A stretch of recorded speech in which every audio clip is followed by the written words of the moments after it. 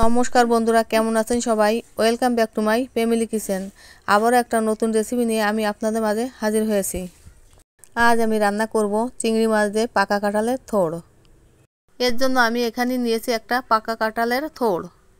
থোড়টা কাটার জন্য আমি হাতে একটু সরষের তেল মাখিয়ে নেবো, যাতে হাতে আটা না লেগে যায়।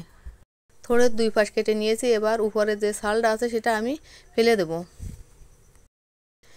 এভাবে চারিপাশের ছালটা ফেলে দিতে হবে।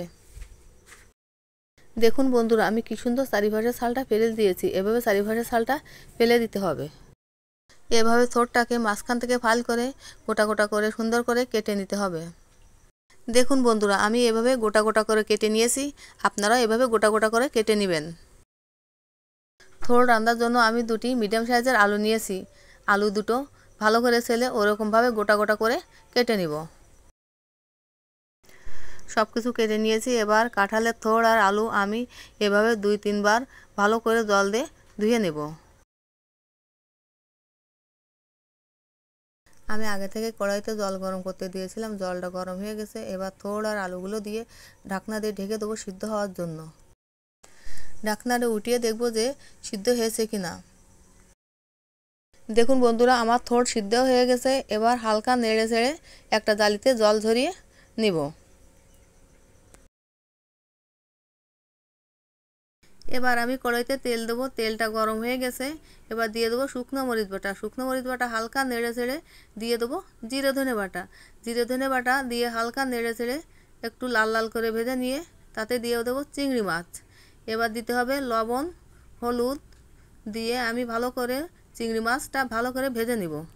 আমার চিংড়ি মাছ ভাজা হয়ে গেছে। এবার দিয়ে দেবো সিদ্ধ করা থোড় আর আলু। সবগুলো উপকরণ আমি মশলার সাথে হালকা নেড়ে ছেড়ে এবার সামান্য পরিমাণ জল দিয়ে হালকা নেড়ে ছেড়ে ঢাকনা দিয়ে ঢেকে দেবো কষানোর জন্য। এবার ঢাকনাটা উঠিয়ে দেখব যে কতটা জল শুকিয়ে গেছে।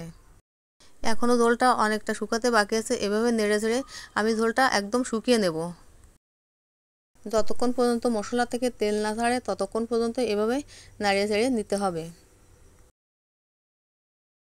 এবার দুটি তেজপাতা দিয়ে হালকা নেড়ে ছেড়ে আমি ভালো করে কষিয়ে নেব। দেখুন বন্ধুরা, আমার কষানো শেষ। মশলা থেকে তেল ছেড়ে দিয়েছে। এবার দিয়ে দেবো পরিমাণ মতো জল। পরিমাণ মতো জল দিয়ে হালকা নেড়ে ছেড়ে নিতে হবে। বন্ধুরা, আপনারা তো কাঁচা কাঁঠাল খেয়েছেন, কাঁঠালের কোষ খেয়েছেন, কাঁঠালের বিচি খেয়েছেন, কিন্তু কখনো কি এভাবে কাঁঠালের থোড় রান্না করে খেয়েছেন? বন্ধুরা, একবার হলো এই রেসিপিটা দেখে থোড় রান্না করে খেয়ে দেখবেন যে কতটা দুর্দান্ত খেতে লাগে।